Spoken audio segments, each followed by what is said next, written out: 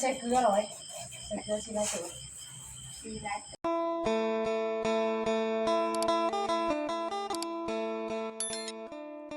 กับสวัสดีพี่น้องมื้อนี้มาเห็ดปลาเด้อพี่น้องเมนูปลามื้อนี้เคี้ยวกันน้อยๆนึงนะเคี้ยวกันบักน้อยนึงย่อก็ไปอยากขึ้นพี่น้องเลยไข่บ่ออฟเพิ่นอันมีจักอันไอ้ออฟบ่มีดเฮือดจ้ะแน่มาจักหน่อยนะ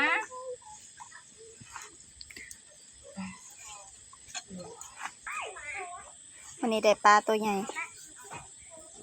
ใหญ่แฮงสลินเห็ดอะไรกินเนี่ยว่าสิจ้ำกินบ่แม่นเอาข้าวเหนียวมาจ้ำซื่อๆได้พี่น้องก็คือแบบซอยจุอยู่ลาวเพิ่นเชิญว่าจ้ำผัดบ่ได้จ้ำบ่สมบ่เจ้าซื้อผักมาอยู่แต่ว่าหนูจอยซื้อผักหอมแล้วก็ผักหอมลาบหอมบัวหอมลาบสีมันนะพี่น้องยุงลายเด้อพี่น้องเด้อฝนตกแล้วยุงลายแห้งอีหลีเด็กคือนี่นะสะออนสีนมันพี่น้องแน่อุ้ยยุงกินข่อยสิยิงเด้อยุงลายแทงเลยบริจาคเลือดไปในโตพี่น้องระวังมือเด้อสลินคือปาดแบบจวดเจียดค่ะพี่น้อง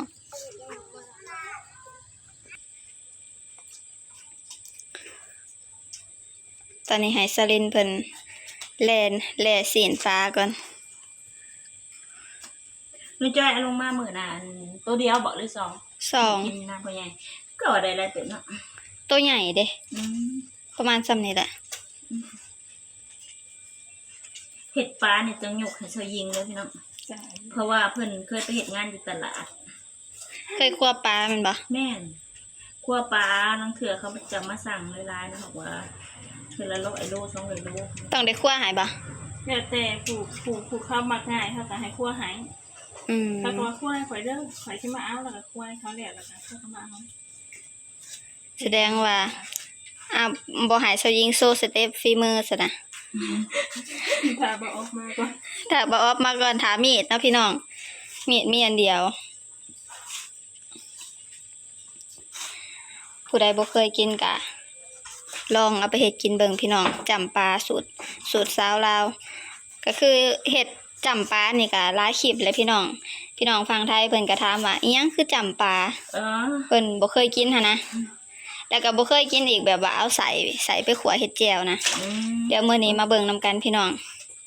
ให้สลินเพิ่นสิเอาใส่ปลาก่อนนะทุกคนบีเพิ่นว่าเอาเด้อเอาไปเฮ็ดแจ่วนี่สิออกคมๆเพิ่นว่าถ้าถิ่มใส่นี่ก็คือแบบเบิดความแซ่บทั้งใส่ทั้งบีพี่น้องอยู่ในนำกันขวดลงเลยขี่เพิ่นบ่ค่อยลายนะพี่น้องอยู่ในสายนะปลาอันนี้นะตับเพิ่นขี้ลายตับเพิ่นขี้ใหญ่ปลาเนาะเอาไปเฮ็ดแจ่วนะแซ่บแต่ต้องขัวให้สุกๆเด้อพี่น้อง4 โตคือสิได้ใส่ลายอยู่พี่น้องอีพอแห้งมากสุดเลยเพิ่นว่าใส่ปลานี่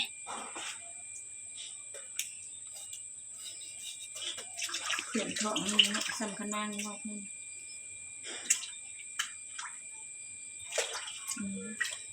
เพิ่งบ่ได้บอกสิมาจากเถื่อป่ะสยิงจะเอาผ่าบ่ข่อยจะตัดเรียกข่อยทางหมอไว้ก่อนทางผ่ากันอยู่นะหนูจอยล่ะบ่ว่าอยู่ติ้งแข่งติ้งขาในเด้อพี่น้องเด้อช่วงนี้ก็ฝนตกดุนะพี่น้องแบบยุงก็เลยออกหลาย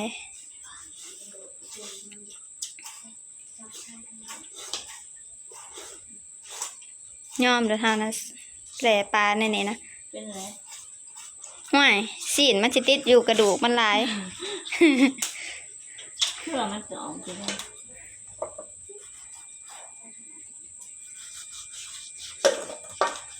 หมักชุดกับเมนูต้มเลยพี่น้องอันนี้นะต้มนะแซ่บปลาอันนี้นะมันจะมัน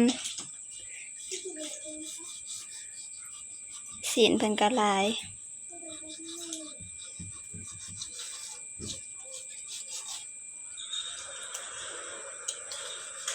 เสียวมือน้ำสลินระวังมือเด้อ ฉันก็เปิดประตู ใส่เพิ่นก็เกียมหมอไว้เลย ใส่เข้มในหม้องาม ส่วนมากก็จะใส่เพิ่นก็จะบ่ค่อยแบบมีขี้ลายแล้วมันจะมันๆพอมัน เป็นที่บอก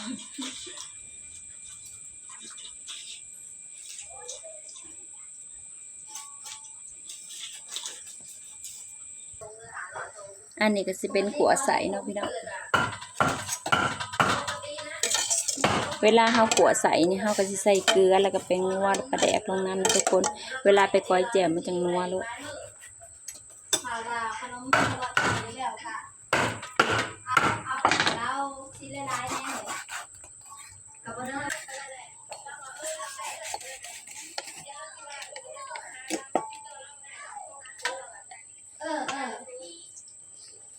มีแต่ประมาณทำที่เก่าร่วมกันนะร่วมใหม่ลูกค้าเลย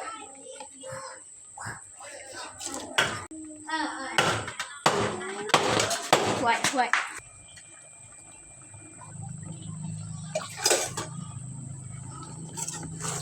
แจ่วขัวใสเพิ่นเอาไว้เฮ็ดอันก้อยแจ่วนะทุกคนขัวนี่เวลาขัวนี่ขัวให้สุกๆเด้อพี่น้องขัวใสแล้วก็สิทาเอาน้ำส้มที่เฮาคั่นจากปลาแล้วนะพี่น้องมาถอกใส่ วันนี้เขาจะเอาหนังออก เอาออกบ่ แล้วมันจะกินแบบแต่เดี๋ยวเขาจะมีไม่กินต้องเกินเหลืองน้ำแฝดไปตาเนาะไปแล้วเขาก็ได้ ไม้ที่บ่ ตาตัวยังหน่อย บ่มีอ่ะ มันนะโน้มมี เอาอันนี้มันก็แซ่บอยู่นะร้อยเห็ดอยู่นะ เห็ดบะเห็ดหลดบะซอยไปทางนั้นเลยบะ วันนี้ให้เอ้ยจันคนซอยกับน้องจอยเนาะ เห็ดที่สามโอ้ยเอาก่อนประมาณนั้นเลยเลย มีร้อยนี่เลย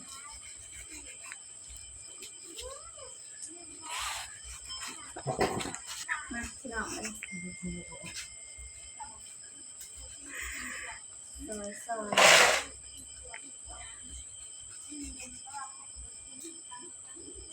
ซอยก็ได้บะ เคียงมันอะไรนะ เคียงมันเป็นอะไร เคียงมันจะมือกันอีก เป็นอะไรแบบนี้พี่น้องตรงพี่สาวเป็นพี่ซอยเป็นกระแสแผล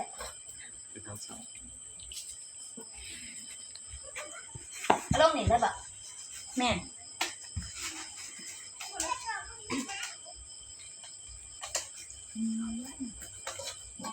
แผลเป็นลายนี่เนาะตอนนี้ก็เป็นไหลแบบนี้มา ตอนใหญ่แห่งแซ่บหยำมวน ยำมัน กุด ยำนุ่มเขียว เพราะว่าอันนี้มันแห้งแล้วเนาะเอาอันนี้บักน้ำอยู่เลย แม่น่าสื่อมากนะ เอามาบีบแซ่บบ่เด้อ บ่เอาอันนี้ออกการต้มมันน้ำอันนั้นคือต้มมันเลย ต้มน้ำหัวมันหันเดสุรินทร์ เดี๋ยวให้น้องจอยถึงตรงเนาะ นี่รสห่างวะ รสชาติบ่มีเด้อ รสห่างที่แปลว่ารสดีพี่น้อง เอ้ยต้มมันนะเอ้ยใช้รถห่างบ่เอ้ยต้มมันนั่นนะ เป็นยัง เอ้ยใช้รถห่างบ่ บ่ได้ใช่ แม่ บ่มีได้ กระแซ่บคือเก่า ใช่บ่ได้บ่มีเนาะ มีแต่เกลือเป็นเนื้อ บ่มีบ่กลิ่นหอมเลย หอมบัว นั่นแหละมีบ่ มีเด้นี่แล้วจอยซื้อมา โอ้ยบ่ได้ซอยเลยนะ น้องจอยจะใส่ไว้ตรงบ่เลย ต้มเลยก็ได้เลยจะซอยวันเดียวอันอ่านแล้วขึ้นมาแต่อันใช้หน้ากับเนื้อเขา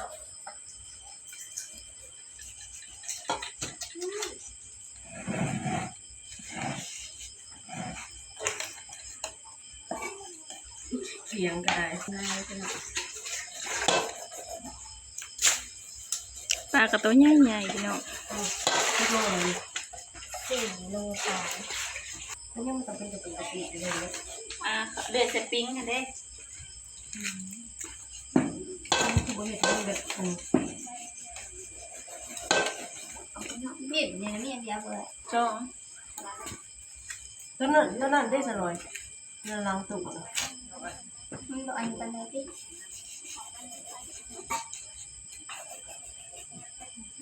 ซอย มันหนาๆบ่มันกระตุกกระติกแน่บ่ ต้องไปบอกให้มาทำเมื่อเอานะ เพียงนี่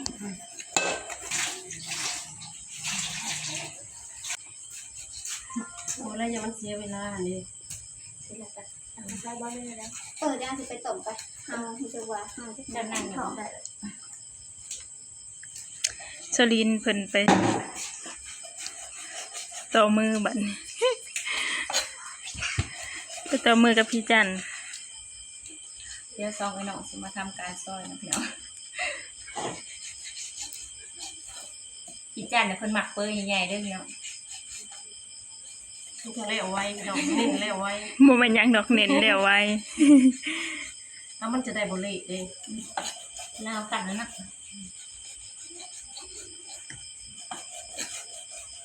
หูซึกว่ามีดอันนี้ดูเขามีดน้อยๆเจ้าลิปิจันมีดน้อยๆดำๆสันๆ ทุก นะ เมืองผมมันคมเปียอันนั้นมันบ่คมหรอมันจะล้างตู้นะอันนี้ เกี่ยวว่องนะ ยุดยุดมันกันเบิดก็ได้ครับ ทำการเอานางมันนี่พี่น้อง พี่จันเห็ดเป็น เอา เห็ด เปื่อย ประเด็นได้เห็ดโบเป็นเพิ่นเอานางออกแล้ว แม่นงาม มันจะง่ายเพราะว่านางเห็ดเห็น งาม ดึงมันนี่ได้ เฮ็ดจนอยากแล้วพี่น้องบ่โอ้ยจังได๋ยังจังได๋พาเฮ็ด เฮ็ดบ่เป็น เรื่องราวร้ายมันบ่ได้ใส่ถุงมือกับบ่ว่ากันเนาะพี่น้องเพราะว่าเฮ็ดกินเองในครอบครัวกันว่าเฮาเฮ็ดขายก็คือสิเฮ็ดให้สะอาดกว่านี้นี่ก็เฮ็ดกินเองแต่กันในครอบครัวมีไผติก็เฮาก็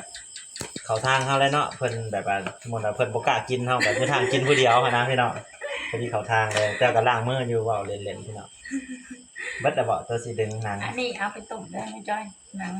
อันซับก่อนร้อย ทับก่อนหรือว่าจิกไว้ อ่ะครับได้แล้ว ซับให้มันเป็นอันชิ้นก่อนเดี๋ยวมันชิ้นใหญ่ก็ จำได้ก็นั่งเบิ่งนั่งไปนั่งมาแบบนี้เขาสิได้ซอยแล้วกัน ต้องซอยกันนะพี่น้อง หนังทองไปต้มเนาะ ต้มบอกเลยซอยเนี่ยแซ่บๆเลย เอาสิซอยหรือสิต้มบาดนี่ จ้อย เอาไว้ซอยสิ ช่วยจุ สลิงมากินซอยจุ แซ่บเลยพี่น้องซอยจุปลา บ่ฮู้ว่าทางไทยเพิ่นสิกินคือกันบ่อันนี้เฮาเซตเมนูหยังก่อน จำปลา เป็นจ้ แม่ ำจ้ำปลาความหมายก็คล้ายๆกับจุหั่นแหละพี่น้องคล้ายๆกับจุสิ้นงัวสิ้นควายเนาะแต่ว่าอันนี้ทางลาวเพิ่นจะเอิ้นว่าเป็นอันจ้ำกันสิเว้าง่ายๆก็จุหั่นแหละ จุจำ จุปลาซะบ่แม่นจุเนื้อเด้อจุปลาซะ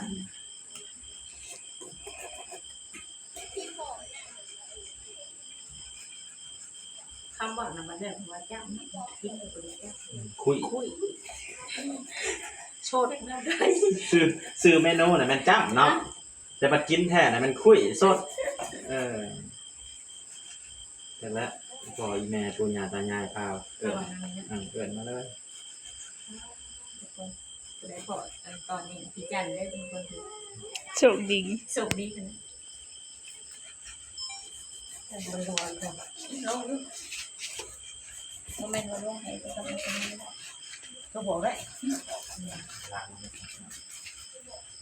จะเป็นขอโทษจะได้เพื่อนมันมันต้อง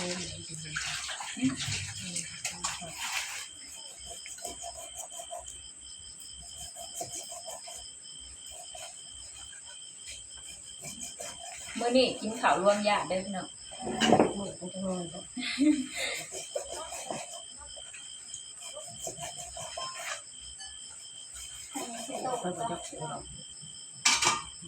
ใส่ยังแหละในหมอนี่ บ่ ใส่เกลือร้อยใส่เกลือสิละตัว ดีหลายเติบสูตรแสบเด้อพี่น้อง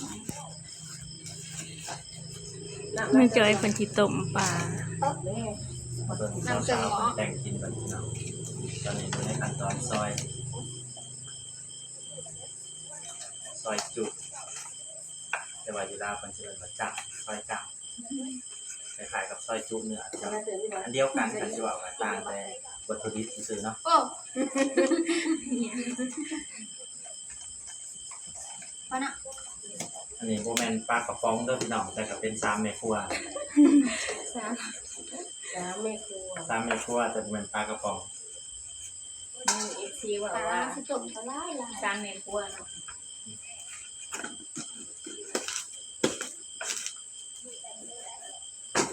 แต่5 ซอยขาดให้ห้อง ค่านี่ใช่ เด็กได้ ก็เจอแม่โป้กัน ได้คนถามหนูว่าเฮ็ดกินน่ะสมัครมันจะกินผู้เดียวเด้กินได้อยู่บ่พี่น้องวะกินได้อยู่เด้อพี่น้อง เพื่อเขากินมื้อเช้าคือจะบ่อยากเฮ็ดกินพ่อใหญ่เพิ่นขึ้นมากินจำปานะทุกคน บ่ได้ยากแล้วเนาะ ย่างเนาะเอ้ยกระยาตกละ ทำท่าตกเอื้อยได้แต่เสียใจมันเบิดมันได้จะบ่ได้ทำ แล้วไปน้ำมันจะแตก น้ำหมักนาว มันลงไปยังเมืองลงไป ผักสด เขา เนาะ ไป พี่น้อ เดิ ง ม อันนี้ผู้ใดแบบ เด้อ ผักบ่มีมะนาวกะมะขามก็ได้เนาะพี่จัน มะขามเนาะมะขามดิบเนาะ ขามก็ได้ หรือว่าหมักม่วงดิบแล้ว มะม่วงมะยำเนาะ บ้านมะม่วงดิบหรือว่าหมดแดง แม่ยิบออกยิบออกยิบออกคือจะยิบออก ให้พี่สาวเพิ่นน่ะปลาเนื้อนะผักที่นี่พี่น้องเนื้อปลา ลืมใส่เกลือนะ หยิบเกลือให้อาจารย์แน่ ฮะ เกลือ ขาดบ่ได้เกลือเนาะมันบ่เข้ากันเด้ ถ้าขาดเกลือเป็นอะไรพี่จัน มันสิบ่หัน โอ้เฮ้ยถ่ายนี่เราบอกนะ เวลาเฮาคั่นใส่เกลือนี่รสชาติมันก็สิต่างเด้อพี่น้องฉีดมันสินัว เด็ดแต่ เอ้ยสิบ่จางอ่ะซะบ่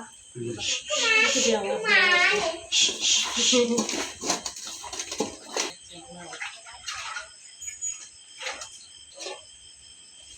พอทันอาจจะแม่นมาทันพุ่นเนาะ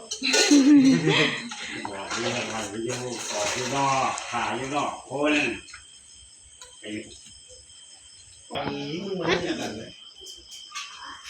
อยากรู้ว่านี่นั่งรู้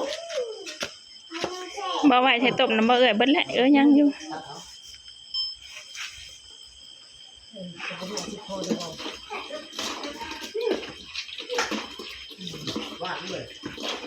บ่ได้ใส่ถุงมือแล้วพี่น้องเฮ็ด เฮ็ดกินเอง เฮ็ดกินเองในครอบครัว เพราะว่ามีแต่คนกันเอง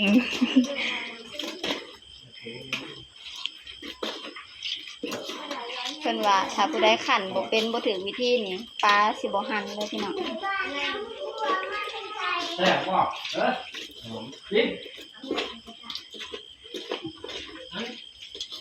อันนี้ก็มือครัวมือสายเนาะ บอกลูกทัวเรียนได้ ทำเลยนะ เรื่องทัวเรียน ใส่ถ้วยท่านใส่ถ้วยบ่ ใช้หมอน้ำจันน้ำบ่ได้บ่เอ่ยบ่ได้บ่ เนาะ หันแล้วบ่ ทันเลยนะ หันกันสิแลเลยบ่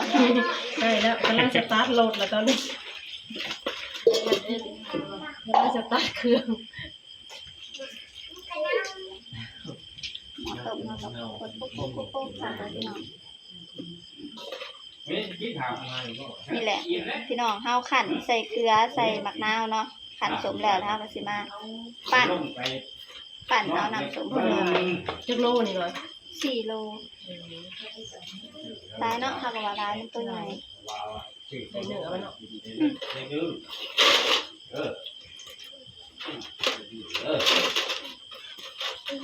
สลิน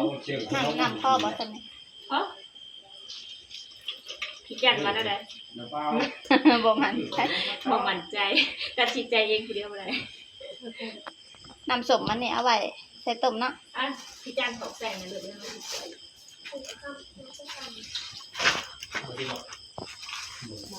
ขาดไปได้เนาะ ควรอยู่นะแล้ว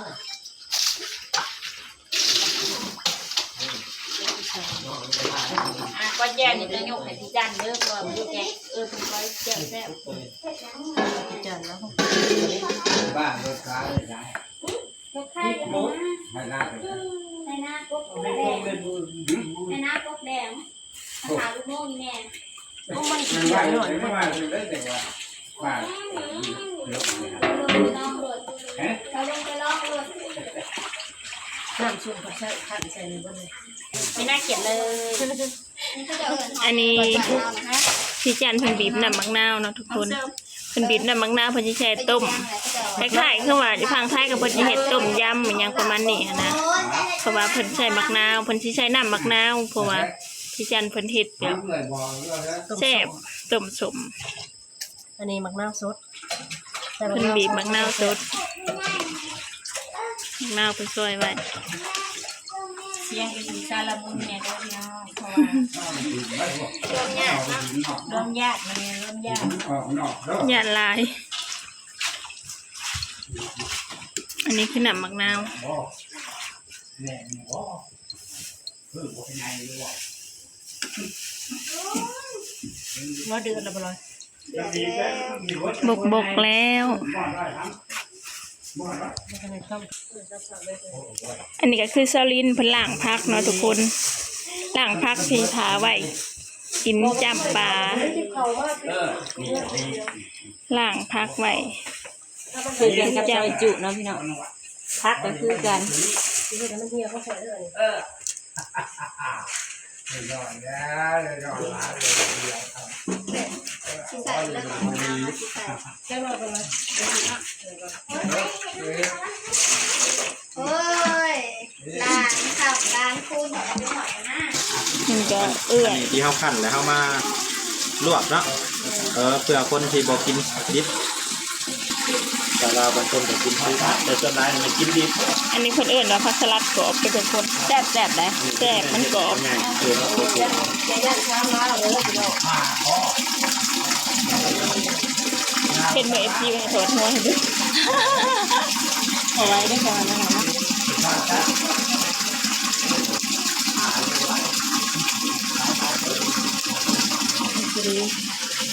อันนี้ อันนึงเนาะ พี่จันเพิ่นลวกแล้วเลยทุกคนก็สิประมาณนี้เพิ่นลวกแล้ว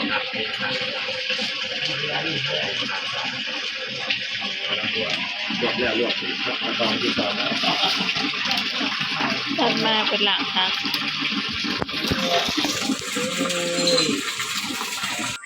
มีแม่ปู่อีกว่ะ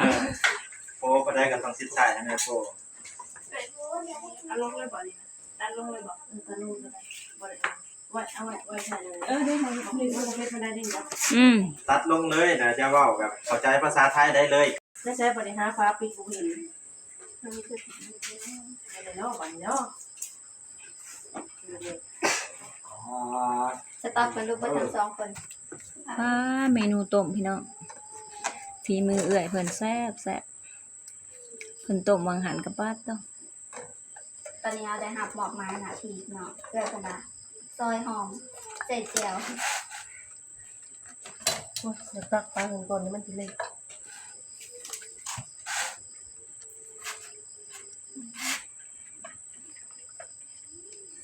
ตามซอยน้องของสาว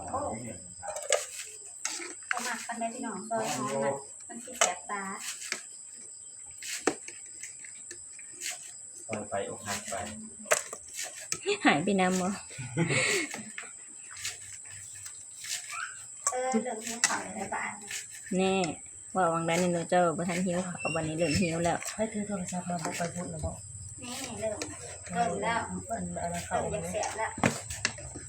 เป็นอกหักอะ ไอ้เติมอันนี้สิเป็นตัวลวกสุกแล้วเด้อพี่น้องตัวนี้สิเป็นซอยจุดิบป้าดพี่น้องเจล เนี่ยจางมัน ยอดอยู่ปักตูโคน ตัวไอ้สัต สุ ว์ ดยอดเลยพี่น้องเอาหอมมาใส่เดี๋ยว เดี๋ยวสิใส่หอมก่อนเด้อพี่น้อง ยังไม่ได้คนยังไม่ได้ชี้เลยเลยหรอ ปลาประมวลไปได้สีฟ้า แล้วคนเขาต้องบอก ว่า ความบ่ความน่ะหายน้ำเราได้ ยังความก็ได้แจวเนี่ยยากความเด็ดขาดเลย ถ้าบ่มีแจ่วนี่ก็คือเบิดเลยเนาะทุกคน แสบน้ำมันหอมเด้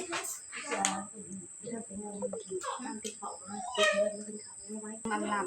ำ แซ่บขนาดบ่นุ้ยจ้อย เอื่อยชิมมึงดูโดยเฉพาะเจ้าใส่เกลือแล้วเจ้าใส่ประแดกชิมมึงดูถ้ามันยังแบบเปื่อยๆจัด ยกไปซิมเบิร์ดนั่นวะไอ้ยี่เนาะ ปิดหลังใส่นี่เนาะ หันหลังใส่หมูเด้แบบปกปิด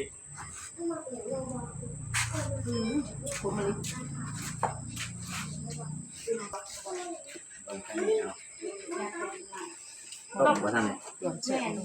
ชิมด้วยค่ะต้มนี่นะเอาอันนี้มันเอายังเปื่อยใส่เป็นนัวเลยบ่ เนาะแม่ครัวก็ลงหน้าลงหลังเลยเด้อพี่น้องเพราะว่าหลายขั้นตอนแฮงใส่หลายแซ่บหลายพี่น้อง ผงนัวพี่น้อง จังหน่อยใส่ลายใส่แล้วใส่อีกเนาะ ใส่ร้ายเสพลาย บ่มีรสดีก็ต้องเอาไปนัวใส่สิอยากได้หลายเนี่ยจักหน่อย จัง เป็นอะไรซิมแต่น้ำแต่บุ้งรสชาติมันแบบเอาขับเขาน้ำเนาะ เอ้ยกับบริซีมนี่ขอซีมนี่ต้องเขาเป็นจานผู้ใดเนี่ย บ่อยากไว้บรรดาได้ค่ะว่านั้นอยากยิ้มก่อนอยากพี่จันเพิ่นยิ้มก่อน อิ่มซื่อๆเลยใครอยู่เนอนเนี่ยกินเบิร์ดน้ำทุกที่ ผู้ถากินน้ำลังบ่ ลูกแม่ เอ้า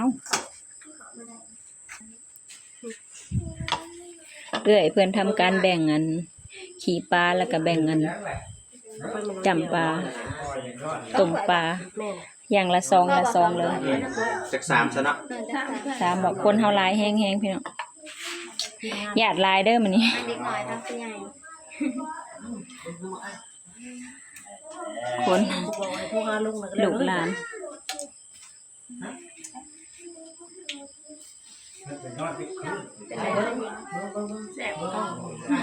สยิงเพิ่นบอกว่าหิวข้าวจนสั่นแล้วพุ่นน่ะ สี่แม่ครัวเนาะสี่คนเห็ดกิน บอกคิดว่าน่ะคนมาปูดให้ยังคงบ่ได้ ตัด กิน ขามัน ดิบ คน เด้อ กินบาน กินในนั้นคนกิน มาเด้อพี่น้องกินข้าวแรงนำกันเด้อเฮ็ด2พา ขอจบคลิปสำหรับเนาะเจอกันต่อไป อันนี้แหละคน ส ที่ บาย ได้ ดีจ้ะสวัสดีนะ หิวข้าวแห้งแล้วพี่น้อง เอาอีก เอาไปที่เป็นจันทร์ เดี๋ยวให้สยิงกินเนาะ คักๆอยู่นะ พี่สบายดีก่อนแม่ ท่านเป็น อันนี้เขาเป็นจันเพิ่นนั้น หลายคน พี่น้องก็ว่าหลาย ประมาณ10ปลายคน เขากินเขาจะบดบัดบอก ผมมีบัตรดับมีแต่ฟูด ยันบัตรอยู่ รวมญาติแล้วก็เลยสิ อาจารย์บวงผู้ใหญ่ เมนูมื้อนี้ก็สิเป็นอันเมนูจำปาเนาะทุกคนผู้ถามผู้ใดมักคลิปนี้อย่าลืมกดไลค์กดแชร์กดติดตามกดกระดิ่งไปแจ้งเตือนวิธีต่อไปสวัสดี